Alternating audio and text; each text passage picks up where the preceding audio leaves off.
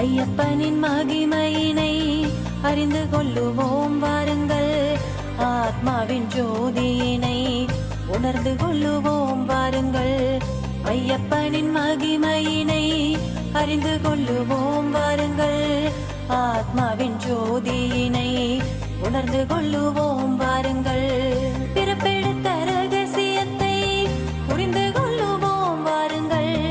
அமர்ந்திருக்கும் அதிசயத்தை தெரிந்து கொள்ளுவோம் வாருங்கள். பிறப்பெடுத்த ரகசியத்தை புரிந்து கொள்ளுவோம் வாருங்கள். அமர்ந்திருக்கும் அதிசயத்தை தெரிந்து கொள்ளுவோம் வாருங்கள். ஐயப்பா சரணம் ஐயப்பா, ஐயப்பா சரணம் ஐயப்பா, ஐயப்பா சரணம் ஐயப்பா, ஐயப்பா சரணம் ஐயப்பா, ஐயப்பா சரணம் ஐயப்பா, ஐயப்பா சரணம் ஐயப்பா.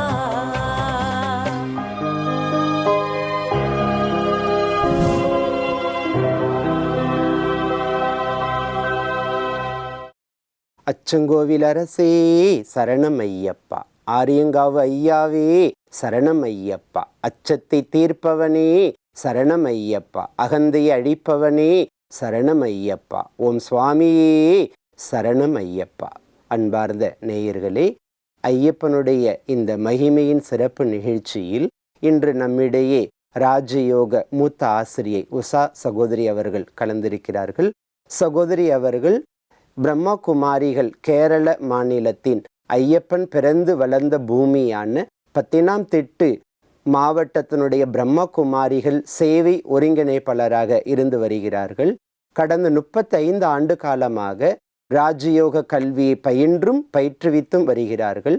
பல்வேறு நிர்வாக துறையினருக்கு மன அழுத்தமற்ற வாழ்க்கை நெறிமுறைக்கான பயிற்சிகளை செய்வித்து வருகின்றார்கள். கேரளாவின் சிறப்பு ஆன்மீக விரிவுரையாளர் என்ற டாக்டர் அம்பேத்கருக்கான விருதினை கேரள மாநில முதல்வரால் பெற்ற பெருமைக்குரியவர்கள்.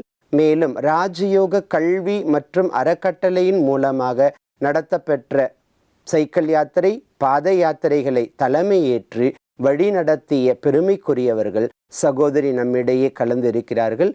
ஐயப்பனுடைய ஒரு மண்டல கால பூஜையினுடைய விரதத்தை பற்றி விளக்கமளிக்க இருக்கிறார்கள். சகோதரியை நேயர்கள் சார்பாக அன்போடு வரவேற்கின்றேன். வணக்கம் சிஸ்டர். ஓம் சாந்தி. ஓம் சாந்தி சிஸ்டர்.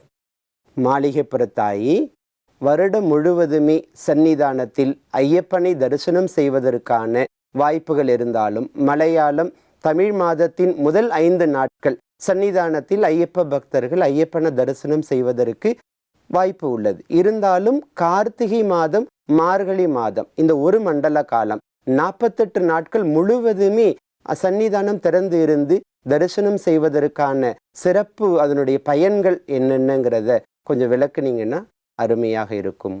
சாமியை கண்டால், சும்மா கண்டால் இல்ல, இந்த விரதங்கள் எல்லாம் இருந்து ஒரு மண்டல காலம் விரதம் இருந்து சாமியை காணும் பொழுதுதான் என்ன ஆகுது, மோட்சம் கிடைக்கும். ஏன்னா அதுவே அவங்களுடைய பழக்க வழக்கங்களாக மாறிடுது.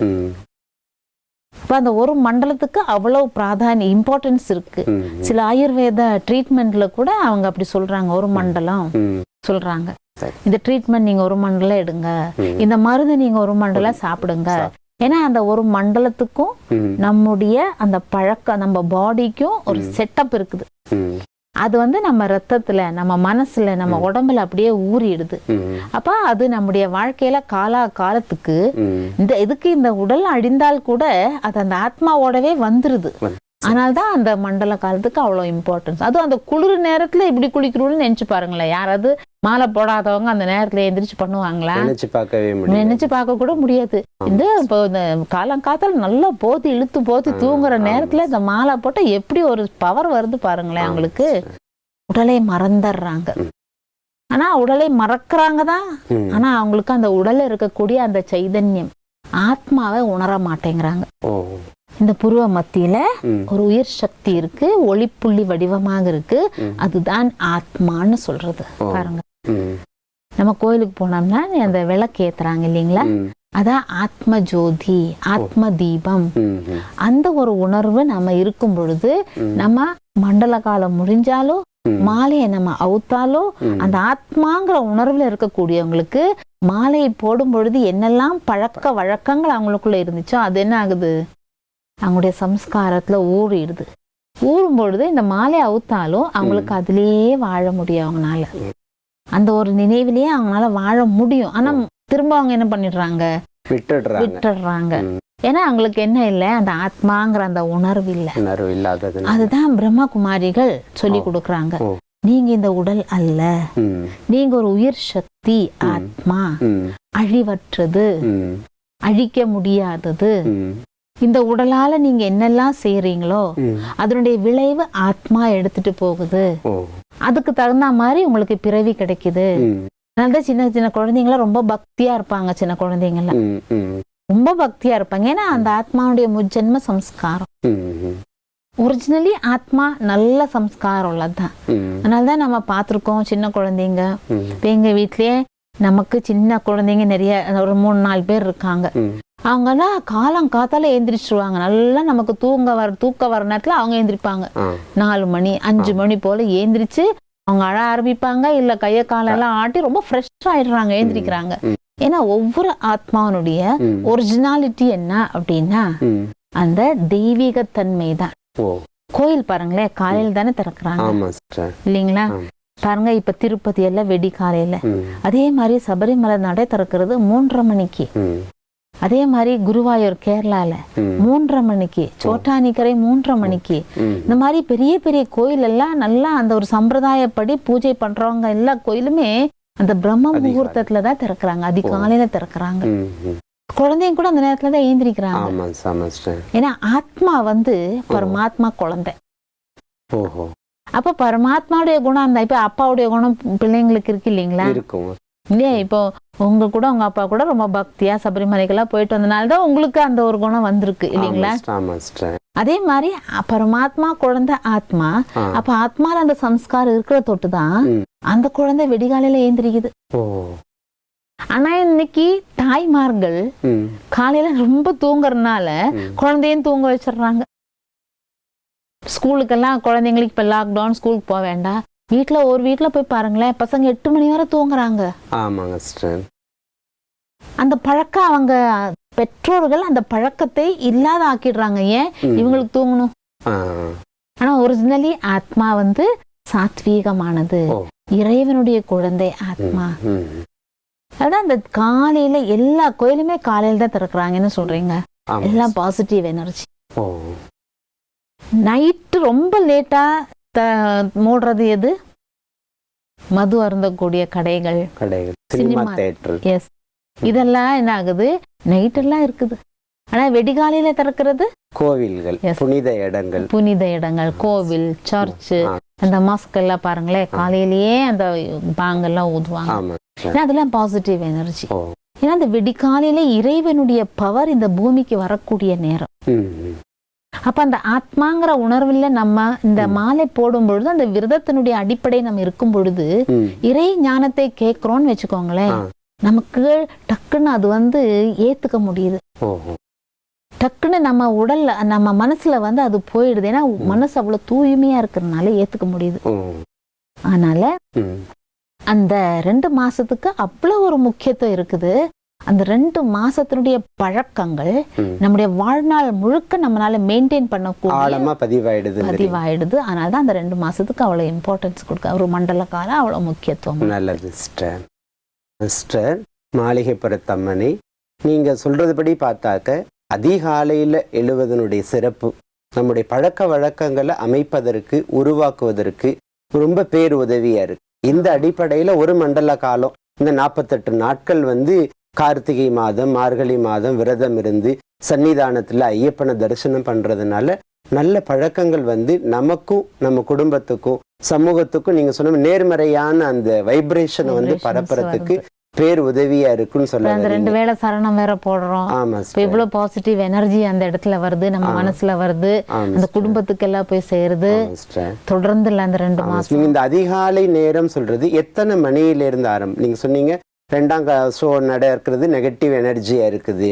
நைட்டு லேட்டாக மூடுறது வந்து பார் மூடுறாங்க, மது குடிக்கிறது முடிக்கிறாங்க, சினிமா பார்க்கறது முடிக்கிறாங்க, செகண்ட் ஷோ. இப்போ அந்த அதிகாலை நேரம் எப்போ ஆரம்பமாகுது சிஸ்டர்? அதுதான் பிரம்ம முகூர்த்தம்னு சொல்லுவாங்க. 2 மணில இருந்து ஆரம்பிக்குது. 2 மணில இருந்து காலையில 5 மணி வரை தான் அந்த விடிகாலை நேரம். ஆனா நம்ம கிரகஸ்தத்துல இருக்கோம், லௌகீக வேலைகள் எல்லாம் செய்யணும். நமக்கு அந்த 2 மணி எல்லாம் ஏந்திரிச்சா பகல் அப்புறம் தூங்க வேண்டியது இருக்கும். நம்முடைய வேலையெல்லாம் அந்த மாதிரியான ஒரு ஷெட்யூல் நம்ம லைஃப்ல இருக்கிறதுனால நம்ம அவ்வளவு சீக்கிரம் ஏந்திரிக்க வேண்டாம். இருந்தாலும் அந்த காலத்துல பெரியவங்க சொல்லுவாங்க, காலையில சூரியன் உதிக்கிறதுக்கு முன்னாடி ஏந்திரிக்கணும், குளிச்சுட்டு சூரிய தரிசனம் பண்ணணும்பாங்க. அதாவது அந்த சூரிய நமஸ்காரம் பண்ணணும். அந்த சூரிய ஒளியே நம்ம உடம்புல நம்ம குளிச்ச அப்புறமே தான் படணும்னு சொல்லுவாங்க. இப்ப அந்த விடிகாலையில 2 மணில இருந்து பிரம்ம முகூர்த்தம் ஆரம்பிக்குது. அத வந்து பிரம்மா குமாரிகள் அமிர்த வேளான்னு சொல்லுவாங்க, அல்லது சரஸ்வதி யாமம்னு சொல்லுவாங்க. சரஸ்வதினா வித்யா தேவி இல்லையா, கல்விக்கு அதிபதி.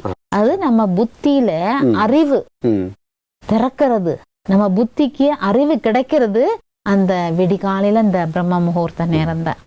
ஆனா அது ஒரு பழக்கத்தை நம்ம உண்டாக்குறதுக்காக தான் அந்த ஒரு மண்டலம், அந்த உடல் நினைவை மறக்கிறதுக்காக தான் அந்த குளிர் சமயத்துல வந்து 2 வேளை குளிக்க சொல்றது. அது வந்து ஞான மார்க்கத்துல சொல்லுவாங்க 2 வேளை ஆத்மாக்கு ஸ்நானம் பண்ணுங்க. இங்க பக்தியில 2 வேளை உடலுக்கு ஸ்நானம் பண்றீங்க, குளிக்கிறீங்க. இது ஆத்மாவை குளிப்பாட்டுங்க. ஏன்னா ஆத்மா உடல் சேர்ந்தாதான் என்ன ஆகுது, உயிர் ஆகுது. உடல் வேற ஆத்மா வேற இருந்துச்சுன்னா இது பிணம் ஆயிடுது, அது உயிர் வேற ஆகுது. அந்த மனுஷன் அப்படின்னால ஆத்மாவும் உடலும் சேர்ந்ததுதான். அப்ப அந்த உடலை மறக்கணும், நல்ல பழக்கத்தை நம்ம கொண்டு வரணும், நம்மளுடைய சம்ஸ்காரமா மாத்தணும். அதுதான் இந்த ஒரு 2 மாசத்தினுடைய முக்கியத்துவம். அதுதான் ஒரு மண்டலத்தினுடைய 48 நாட்கள். நீங்க சொல்ற மாதிரி அதிகாலையில அந்த 3:30 மணிக்கெல்லாம் எழுந்திருச்சு குளிர்ச்சி, குளிர்ல நல்ல கடும் குளிர்ல பச்சை தண்ணியில சாமிமார்கள் எல்லாம் பண்றாங்க. ஆமா சிஸ்டர். நம்ம எங்க அப்பா அப்படியே சொம்ப பச்சை தண்ணி எடுத்து சாமியே சரணமையப்பான்னு ஊத்துவாங்க. அப்படியே அவங்களுக்கு எப்படி அந்த உடலை மறக்க முடியுது பாருங்களேன். அந்த ஒரு பழக்கத்தை கொண்டு வர முடியுது இல்லையா நமக்கு. நீங்க சொல்றதுபடி இவ்வளவு காலம் நாம இந்த உடல் உணர்வுல தான் வாழ்ந்து இதுலயே மூழ்கி போயிட்டோம்.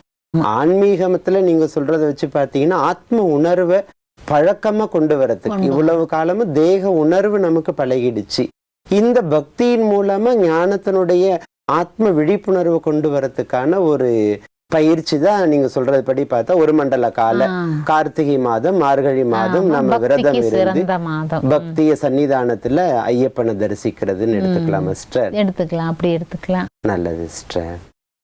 மாளிகைப்புறத்தாயி இந்த நிகழ்ச்சியில கலந்து கொண்டு இவ்வளோ அற்புதமா ஐயப்பனுடைய ஒரு மண்டல கால விரதம் இருந்து பூஜை செய்து பயனடைந்து நம்முடைய தேகத்தை மறந்து ஆத்ம விழிப்புணர்வை அடைந்து ஞானத்தின் மூலமாக முக்தி அடைகிறதுக்கான வழியை ரொம்ப எளிமையாக ரொம்ப விளக்கமா நீங்க புரிய வச்சீங்க.